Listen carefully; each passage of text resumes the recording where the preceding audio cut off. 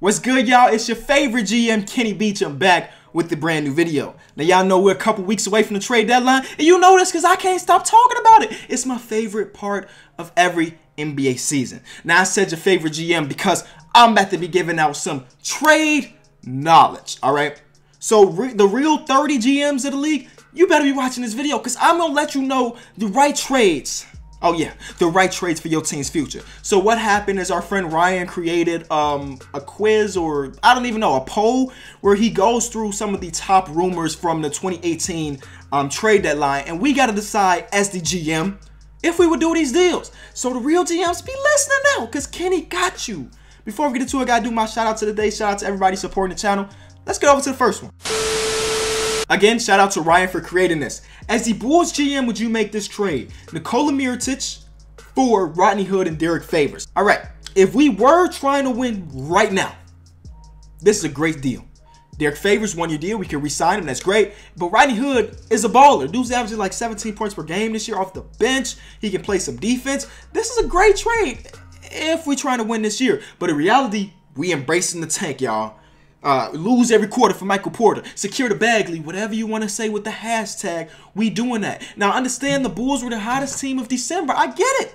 But if you watch the last couple games, you understand we tanking now. We embracing the tank. We've been looking bad. But nonetheless, when we do trade Nikola Mirotic, be February 8th, we're going to be trading him for A, future assets, or B, well, we're just trading him to lose, and that's what we want to do. So this deal does not replicate what our future plans are going to do. So Garpax, you do not do this deal. Let's vote no. As the Bucks GM, would you make this trade? The Bucks receive Jordan Clarkson and Julius Randle, and they trade DJ White and a future first rounder. This is a trade made in heaven. I said it for both sides, and I'll give you both sides. As the Milwaukee Bucks, you want pieces to help you win right now. Jordan Clarkson can fill it up. He's been doing that since his rookie year. And Julius Randle is still young enough that he can develop into even better. Right now, he's playing center. Like, he's playing center because Brook Lopez, you know, he ain't got it no more.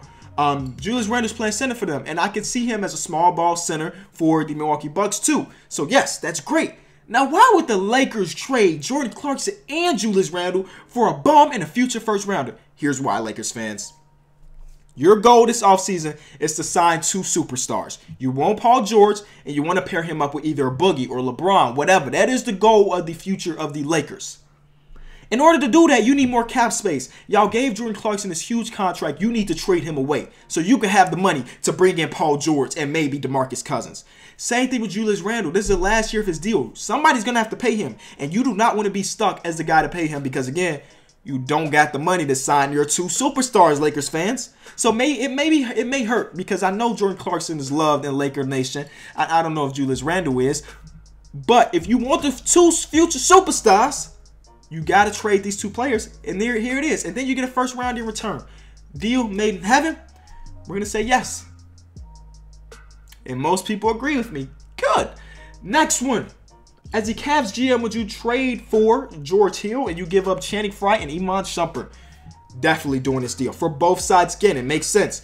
Obviously, the Cavs struggling defensively. George Hill is a guard that can defend ones and twos, believe it or not. He had one the best year of his career in Utah last year. This year, he hasn't been playing great, but if you put him aside LeBron, maybe he will. Y'all know they have been struggling with the defense at the point guard position. Isaiah Thomas is not going to defend. Derrick Rose is not going to defend.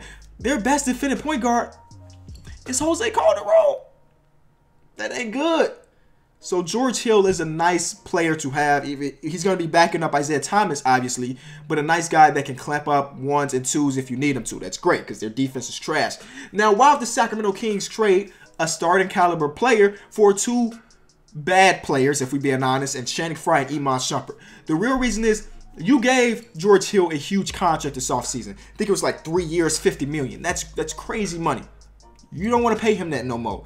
And Channing Frye and Iman Shumpert are both on expiring contracts. I think Iman Shumpert has an option, but nonetheless, still an expiring contract. So that means you got more money for the free agency in the offseason. And then you give the keys to De'Aaron Fox, who just hit a game-winning dunk the other night, or last night, which is wild. Match made in heaven. We're clicking yes. As the Hornets general manager, would you make this trade? Willie Hernan Gomez and Jared Jack for Kemba Walker. As the Hornets general manager, I'm hanging up the phone. Jordan don't want. First of all, listen. MJ, again, all 30 GMs are watching this video, obviously. MJ, you gotta chill. Yeah, you gotta chill. If y'all don't know, he said, man, we ain't trading Kemba Walker unless we get an all-star in return. An all-star like Kawhi Leonard. Jordan, you really think Kemba Walker is worth Kawhi Leonard? Now, don't get me wrong. Kemba Walker is a baller. But Kawhi Leonard? Come on now. Let's be more realistic. I do not think this is a good trade for the Hornets. If I were to make a deal with New York, which is a lot of rumors going around, I would want Frank Ntilikina. You will not get Kemba Walker unless I get Frank Ntilikina in return. And that's if I'm the Hornets. So because of that, I'm saying no. As a Cavs GM, would you make this trade? The Cavs received Dwight Howard and they trade Tristan Thompson and Channing Frye. No. I don't do this deal. Dwight Howard, yes, I guess Dwight Howard is better defensively than Tristan Thompson, so that's the plus. But y'all think the locker room of the Cavs are trash now? Imagine what it's going to be with Dwight Howard. Y'all know Dwight Howard is a fire in every locker room he's ever been in. Yeah. So just for that reason alone, we saying cut it out. As the Cavs or Grizzlies GM, would you make this trade? The Cavs received Marcus Gasol and Tyreke Evans, and they're trading out Tristan Thompson and Iman Shumpert. Kobe Altman, who is the GM of the Cavs, if this trade get off to you, you say yes, immediately. Immediately. All-star caliber player, and Marcus Gasol and Tyreke Evans is having the best year of his career. But as the Grizzlies, this trade don't make much sense to me. I understand you want to get rid of Marcus Gasol's contract. I understand that 100%. You want to trade Tyreke Evans too because he's a free agent this offseason. He ain't signing back in Memphis. But this is not the package you want. If you go trade Tyreke Evans, you can low joke. You could probably get a first-round pick in return. There are teams out there that need wing players.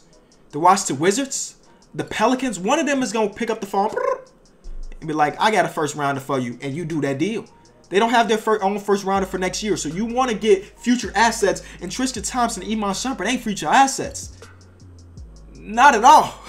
So as the Cavs, you say yes, but as the Grizzlies, hell no. As the Grizzlies GM, would you make this trade? The Grizzlies received Jamal Murray and Kenneth Faried, and the Nuggets received Mike Conley. If I'm the Grizzlies, I say yes to this because, again, they're trying to get rid of the Mike Conley and Marcus Gasol contracts because Mike Conley's like 30 years old now, and he's locked up for 4 more years. At the end of that contract, it's going to be 34. And what point guard is really good at 34? You tell me. Jalen Ramsey voice. You tell me. It ain't one. At 34, you don't want to be paying a point guard $35 million. I'm telling you.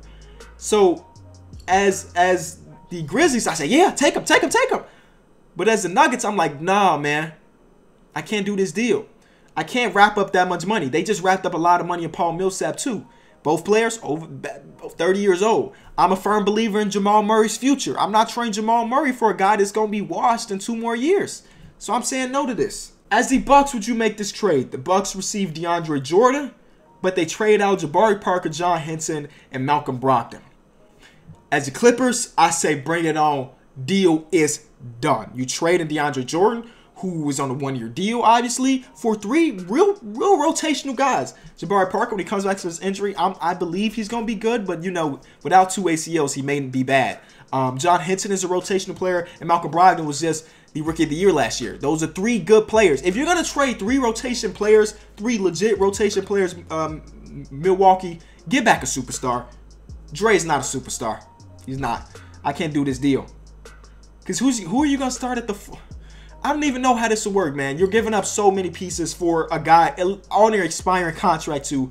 Half of the people should say yes to this. Milwaukee Bucks should say no. Thank y'all so much for watching this video. Now, obviously, it's something like this. I threw a lot of opinions that may have pissed some people off. But nonetheless, you know they all my opinions. Now, 30 GMs that watching this video, listen to Kenny Beecham. Kenny Beecham been rebuilding teams since 2K13.